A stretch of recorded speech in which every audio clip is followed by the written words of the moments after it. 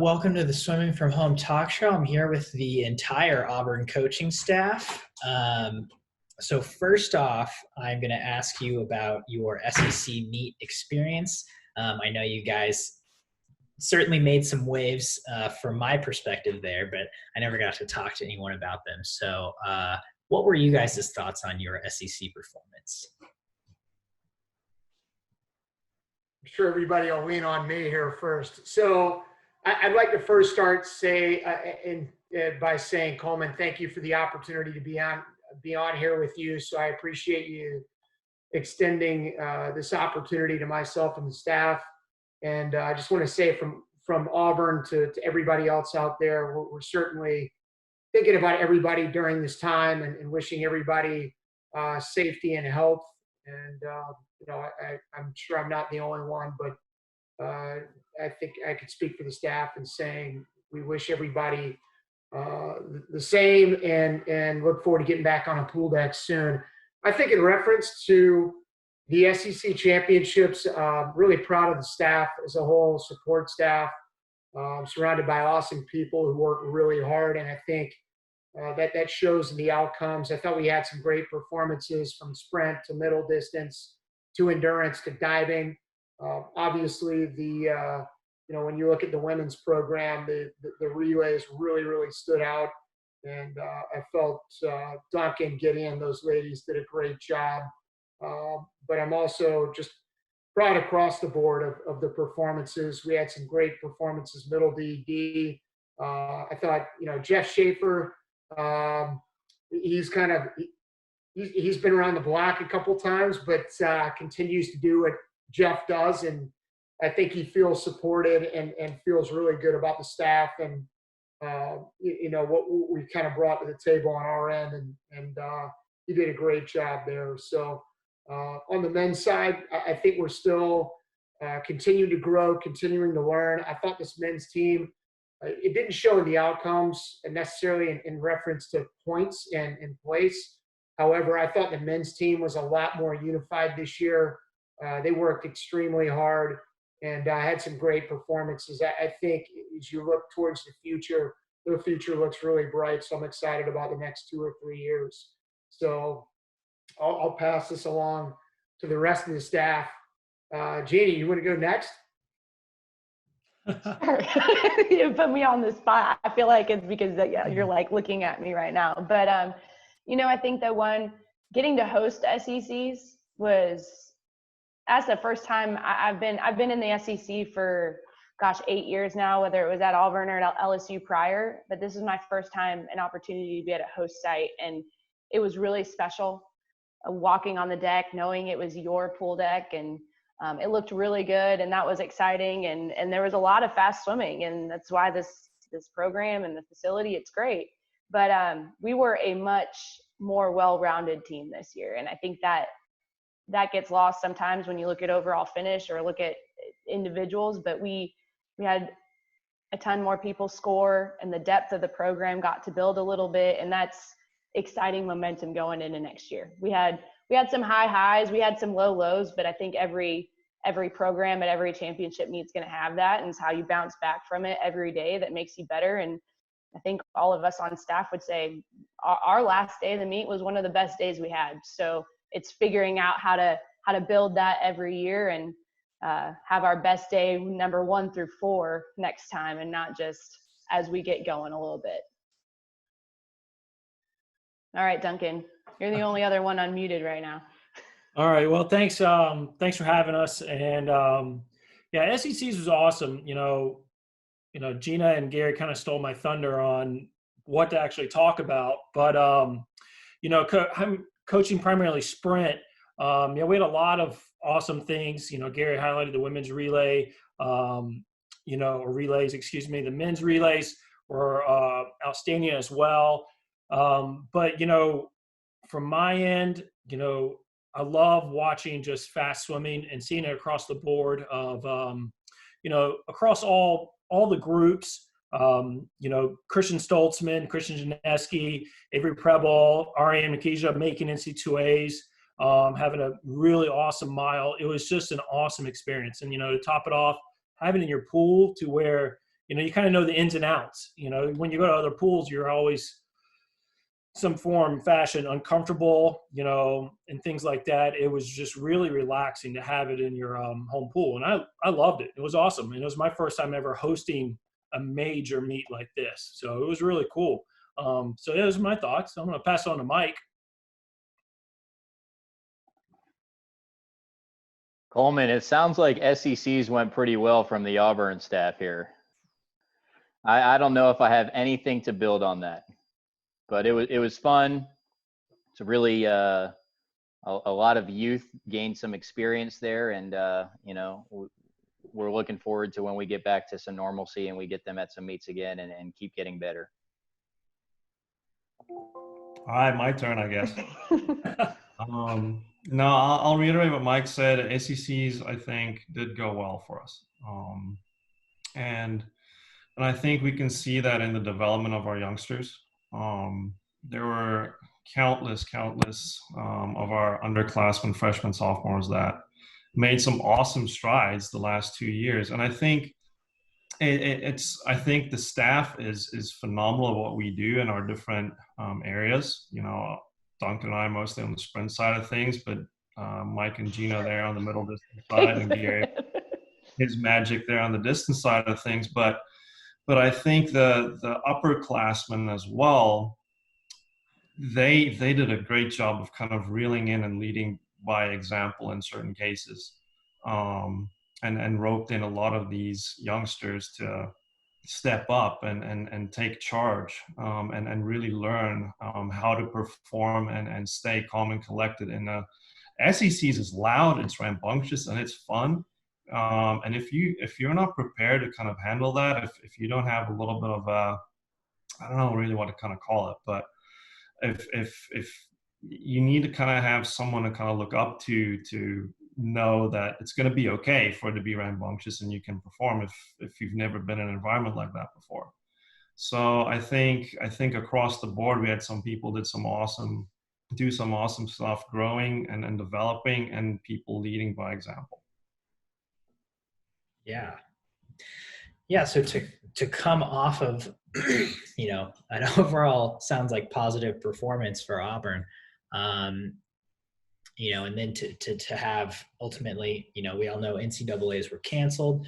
There's no swimming happening virtually anywhere right now. Can you talk to me about the ways you guys have pivoted as coaches and are kind of staying connected with your team, or just trying to move forward with Auburn swimming? Well, let's go in reverse order to make my responsibility really hard at answering the back end of this question. So, Gina, you're going to be in a tough spot as well, but let's go Gideon first. I like it. Oh boy, can we rephrase that? You broke up a bit on my end. The question was basically, what are we doing to continue to stay in touch with our team during this time? Or are there some things that we're implementing or doing on a regular basis that are helpful to maintain connection and hopefully small things as well? Yeah, no, we've been in contact with our team through same media that we are right now, through Zoom and that kind of stuff, and seeing each other and that kind of stuff pretty regularly to check in on how they're doing, their well-being and how academics are going are really important to us. So we want to make sure that they have everything they need in terms of support that we can give them and provide them right now, with the situation at hand and all that kind of stuff. So yeah, touching base with them regularly is really important to us, and I think we do a good job of that. We're making sure that they have resources available in terms of, workouts that they can do. They're hearing from our, trainer regularly. They're hearing from our sports psych regularly. They're hearing from nutrition regularly. So yeah, there's different things going on, and I'm sure that the rest of the staff will elaborate a little bit more, but we are definitely making sure that the staff and the team stay connected, that they know that they're not alone. even though that we are all staying so separately now. But yeah, to just stay connected and keep them, give them a little bit of taste of normalcy, and keep them on a routine, so to speak. Mikey J, hit it. Yeah, I would say we've done team meetings. We've done group meetings. Gary's had an extensive list of individual meetings. So we are definitely making the most of the situation. And I would say our communication has been really good and strong. And one thing I think has probably continued to build on during this time is our team is actually in contact just as much as they would if they see each other in person. And to me, that's probably just as important as hearing from the coaches. I think that this is a really good time to kind of shift and shape the culture a little bit. And, they're going to get their workouts, they're going to get their goal meetings and individual meetings from us, but how they collectively take that information that they're getting from us and build upon it with each other and hold each other accountable to some standards is ultimately how we plan on closing the gap on some of the other schools and competition. And I'm not afraid to say that. I think that's something that is going to be really crucial in the next several months, is not just thinking outside the box and being in contact, but having some strong leaders at the top of your program that can contribute to not really maintaining, but finding ways to improve in different ways. And I think this is a really good time frame to do that. Yeah, and what Mike said, that I think most of the communication has pretty much stayed the same. From the sprint group side, I text the kids almost on a daily basis. Some kids, depends on the kid and the situation, but we're constant contact through GroupMe. One of the things I think that's been pretty cool that I've actually was, truth be told, kind of afraid on, or what avenue I want to take, was our daily emails that Gary has set up. And, each coach has a different assignment, and mine was actually today. And I present a video of the week, and, that's partnered with a message from our trainer. And I didn't know what avenue to take. And Gary was just like, swimming related, whatever, put it together, a real short video. And so I made my own YouTube channel, and I started making videos and putting that link in the email and send it to the kids. And this was the second one today, and I've actually really enjoyed it. And, it's been helped my creative juices to come up with a message for the kids. So now I got to come up with another message for next week and stuff like that. But I've really enjoyed that kind of line of communication, and it's been very creative. Yeah, sometimes it's just been fun to remove swimming from everything, because I think sometimes we're so swimming dominated. I mean, it's the center of our world, it's the center of our job, and just to remove it has really made all of us think a little bit differently, act a little bit differently, and communicate and find something else to talk about with our athletes. Not that that's the only thing that we talk about, but really maybe dive into something else with them. And I've enjoyed that part of it a lot. I was going to say something else, but after listening to everyone, I kind of forgot where I was going with it. But I think the one thing that I've been really reflecting on through all of this and what we've been doing is it's going to be evident of how well we've done our job over the last 2 seasons of teaching, mentoring, and coaching, and giving them the tools to be successful while we weren't there, and letting them do their thing and kind of taking that leadership role that was said, and hoping that they've listened and that we've done a good job over the last 2 seasons to allow them to come back and be even better outside of the pool than they are when they left. And I think I would come at this from a little bit different angle. I think being a head coach, you're in constant communication with a number of people. So I think from my standpoint, it's being able to take the information from our athletic director, Alan Grain, or our direct oversight, Monique Collin, or other spots, getting that to the staff or getting that information to the team.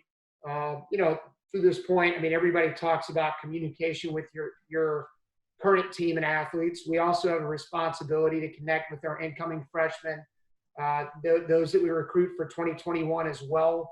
And I think the challenge on my end is that when you're in an office space, number one, I've come to realize how many people I communicate with on a regular basis. And those numbers are a lot bigger than I ever imagined, first off.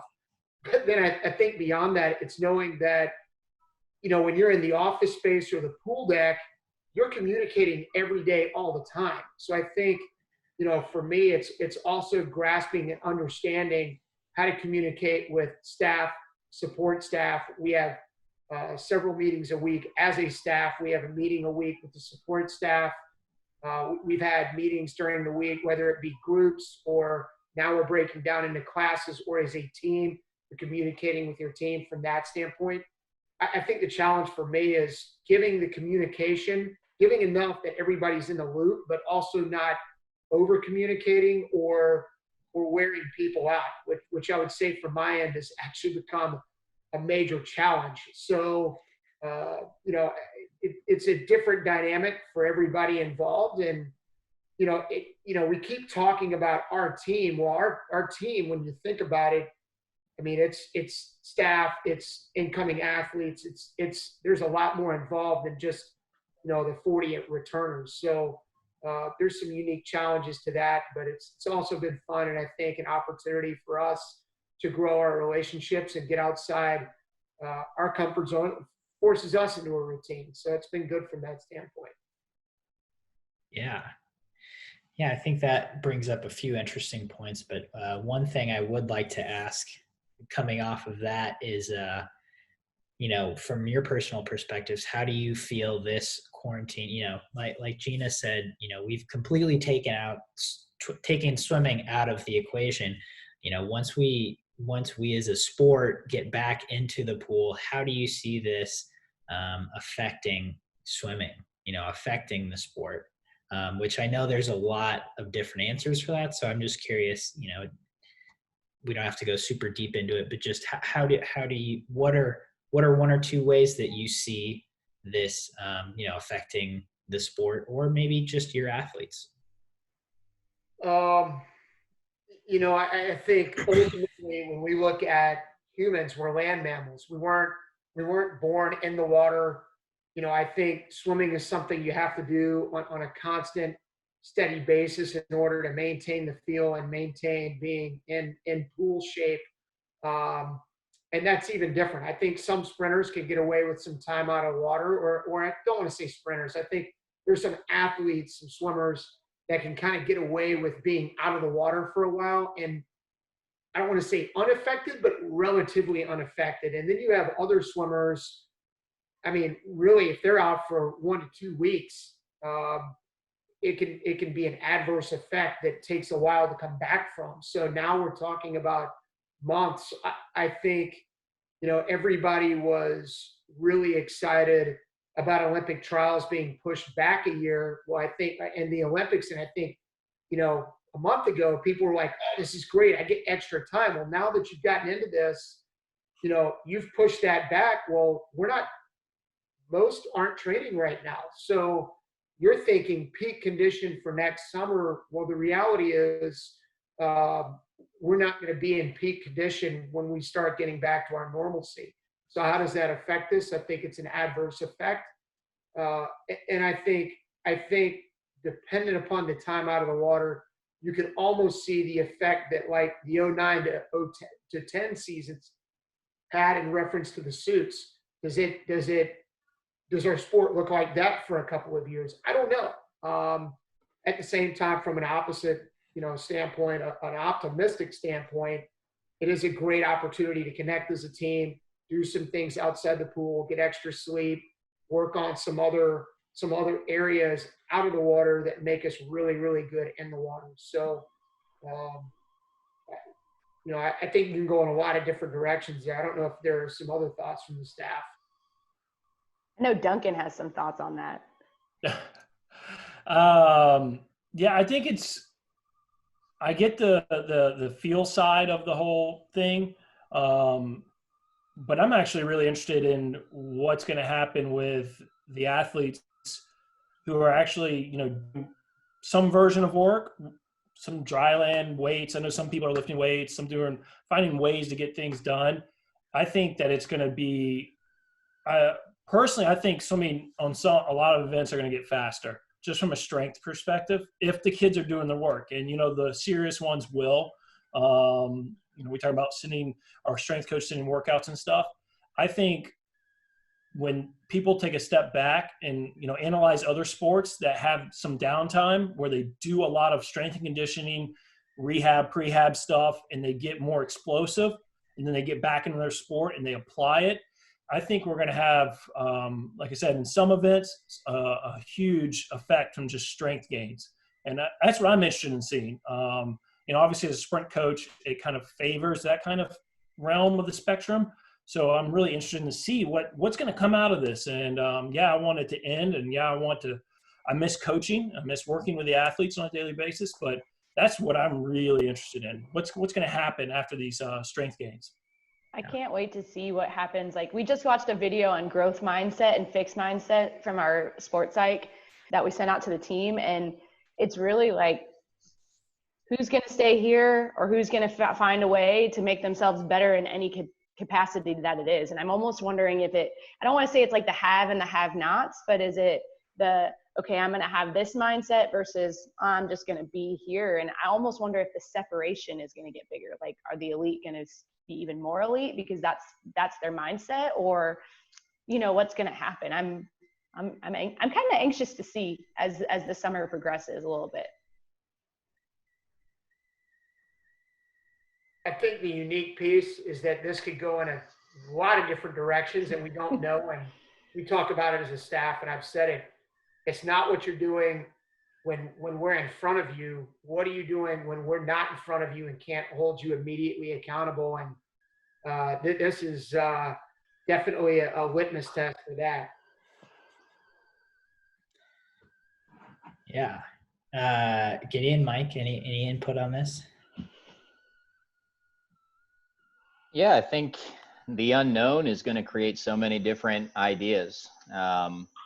I would probably lean more in the direction that Duncan is leaning in right now, because of the fact that it does take a little bit of that daily routine and pressure off of every day going to practice, every day lifting weights, every day doing dry land. And I do think that there's going to be some positive results to that. It doesn't mean that people should approach this, if it does happen to be, an indicator that people are swimming fast, it doesn't necessarily mean it's because of their time away, and that it shouldn't be approached like that in the future. But it's always good to take a step back and kind of reflect a little bit. And this kind of puts all of us into our age group days, where you played other sports. You weren't at the pool 350 days a year. You played other sports and you found a way to, still swim really fast in summer league or swim really fast at high school meets. And, I think it'll allow people to be grateful and have some fun again, which I do think is really important in our sport. It's going to change a lot of things. Yards more so, you continue to see the yards meets getting faster and faster. Long course meets have been similar for years now. So, I do think it's interesting to go into this right before 2021 Olympic year. But, I think if it's all dependent upon your viewpoint and how we express that to the team. Yep. How people handle this downtime is going to be interesting, or how the human body responds to this downtime will be interesting. And I think there's a lot of there's a lot of uncertainty clearly of what's going to happen and see. And Mike's right. It's going to be really interesting to see how the best of the best handle it at the next Olympics a year from now. Some people might be finding a way to swim here and there in a little pool at home or something like that, but most are just doing dry land if they have that ability. So seeing how those adaptations can be made, or what would you lose, if you only gave attention to a certain thing. There's a lot of cool experimental stuff that you can maybe see from this. I think the other thing is, with the uncertainty is, what are the athletes going to look like when they do get back in the pool? If we can start back up in the fall potentially. Hopefully it's not then. Hopefully we can do it sooner. But let's say nothing can happen for this summer, and we can only start back in the fall. What are the steps that we're going to take to get the athletes back, to where they, say were last fall, for example, at the starting point. And I think athletes are pretty resilient in that. I think swimmers in general have a very dedicated work ethic as it is. I think a lot of them, if not all of them, are doing stuff right now to stay in shape, and be able to move fast and do work. So I think on the swimming side of things, you're going to have athletes stay fit, so to speak. The feel of the water, it'll be interesting to see how quick they learn new stuff or new skills, with let's say maybe this is a reset kind of situation where you kind of give the body some time to just relax and then kind of reboot the system, so to speak. Maybe something awesome comes from that. But I think also, just when we get to that point when we can start back up again, I think swim coaches as a whole are going to have a really good time figuring out this kind of stuff. And we're good at what we do. All swim coaches we understand what we do. I don't think anyone out there is going to go, from 0 to 100 with the athletes when they get back on campus and anything like that. So I think we all understand the situation and what it entails, and just being excited for what we can learn from this is what I'm looking forward to. Awesome. Well, I think that about does it. We've gone past, present, and future, and I think that's some really good insight to do you guys have any closing thoughts, I guess, moving forward through this quarantine period?